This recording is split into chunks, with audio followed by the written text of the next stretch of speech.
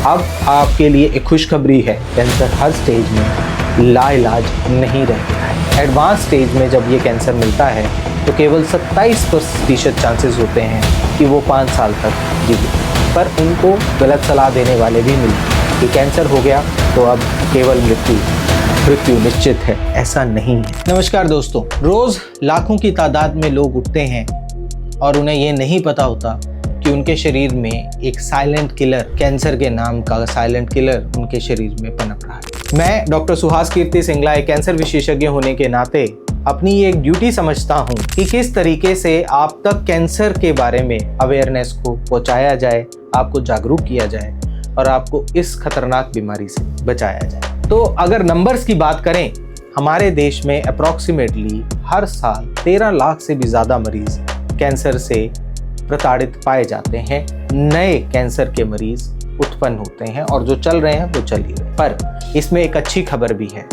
अगर early stage में cancer को पकड़ा जाए तो उसका इलाज भी संभव है और उसको हराना भी संभव है। और इसका सबसे बढ़िया और सुदृढ़ उदाहरण है ब्रेस्ट कैंसर। अर्ली स्टेज में पकड़ा हुआ ब्रेस्ट कैंसर, उसमें 90% से भी ज़्यादा मरीज कैंसर मुक्त होने के आसार रहते हैं। और वहीं पे एडवांस स्टेज में जब ये कैंसर मिलता है तो केवल 27% चांसेस होते हैं कि वो 5 साल तक जीवित रहेंगे। तो इससे हमें बहुत ही क्लियरली पता चलता है कि कैंसर को अगर अर्ली स्टेज में पकड़ा जाए तो उससे हमें कितना बेनिफिट हो सकता है। कैसे पकड़ा जाए कैंसर को अर्ली स्टेज में, अब हमारे दिमाग में दूसरा ये सबसे इम्पॉर्टेंट सवाल आता है।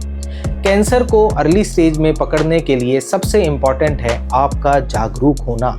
आपको ये पता होना कि कब हमें कैंसर विशेषज्ञ से मिलने की ज़रूरत है, कब हमें नज़दीकी डॉक्टर को ये बताने की ज़रूरत है, कौन से सिम्टम्स ऐसे हैं जो दर्शा सकते हैं कि हमें किसी प्रकार का कोई कैंसर है। फॉर एग्ज़ाम्पल, अगर हम बात करें कैंसर ब्रेस्ट का हो तो उसमें ब्रेस्ट लम्प बहुत इम्पॉर्टेंट है।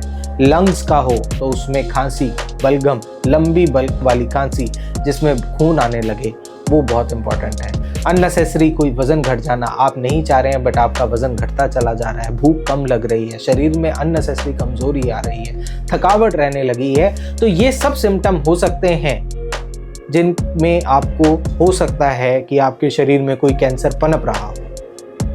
और ऐसा नहीं है कि ये सब सिम्टम केवल और केवल एडवांस स्टेज पर ही मिलेंगे। ये कई बार सिम्टम्स हमें अर्ली स्टेज में भी मिल सकते हैं, क्योंकि कैंसर कुछ इस प्रकार के पदार्थ उत्पन्न करता है जिसकी वजह से हमारे अंदर ये सिम्टम्स पहले ही आने शुरू हो जाते हैं। और दूसरा सबसे इम्पॉर्टेंट तरीका है स्क्रीनिंग। हर डॉक्टर और हमारे भी यूट्यूब चैनल पे हमने कई बार कैंसर स्क्रीनिंग को एम्फेसाइज किया है।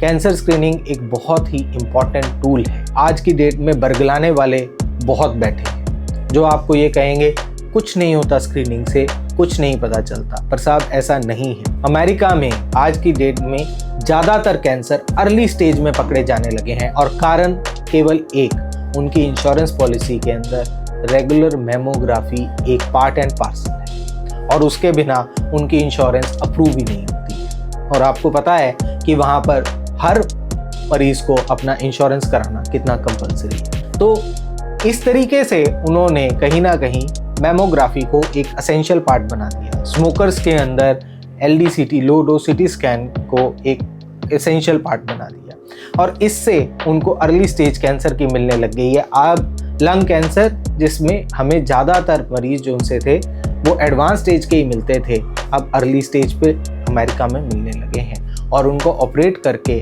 अब बातें होने लगी हैं कि उनके जीवन को और किस तरीके से लंबा किया जा सकता है। तो आप समझें इस बात को कि स्क्रीनिंग एक बहुत ही इंपॉर्टेंट रोल प्ले करती है कैंसर से बचाव कर। तीसरा सबसे इंपॉर्टेंट जो एस्पेक्ट है वो है लाइफस्टाइल मॉडिफिकेशन। जैसा हमने अभी थोड़ी देर पहले लंग कैंसर का नाम लिया, तो लंग कैंसर के 85% मरीज जो हैं आज की डेट में वो कहीं ना कहीं स्मोकिंग की हिस्ट्री के साथ एसोसिएटेड होते हैं। तो आपको जो ध्यान देना है वो ये है कि आपको हर हाल में अपने लाइफस्टाइल को इस तरह का बनाना है कि आप कैंसर प्रोन ना हो। लाइफस्टाइल में क्या मॉडिफिकेशंस लानी है, इस बारे में हम मल्टीपल वीडियोस बना चुके हैं और आने वाले समय में बनाते भी रहेंगे। सबसे इम्पॉर्टेंट है अल्कोहल, शराब और तंबाकू, बीड़ी, सिगरेट, हुक्का, इनका सेवन बंद करें। दूसरा इम्पॉर्टेंट है सेडेंटरी लाइफस्टाइल को मत अपनाएं।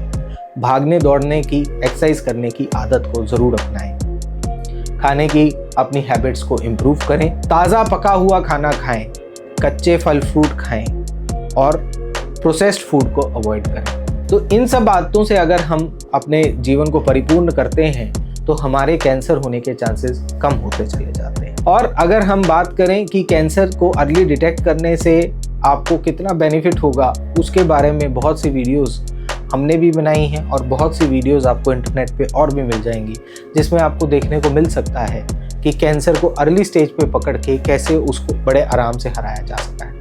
आज भी कल की ही बात अगर हम करें, एक प्रोस्टेट कैंसर के पेशेंट थे जो अर्ली स्टेज प्रोस्टेट कैंसर था, तो उनको भी हमने पूर्ण रूप से कैंसर से बचाव करने के लिए, उनका इलाज कराने के लिए उन्हें प्रोत्साहित किया। पर उनको गलत सलाह देने वाले भी मिले कि कैंसर हो गया तो अब केवल मृत्यु है, मृत्यु निश्चित है। ऐसा नहीं है। आज की डेट में कैंसर की स्टेजिंग और उसकी टाइपिंग बहुत इंपॉर्टेंट है और उसी की हेल्प से हमें ये पता चलता है कि आने वाले समय में क्या ये कैंसर लाइलाज है या ये कैंसर इलाज के लायक है।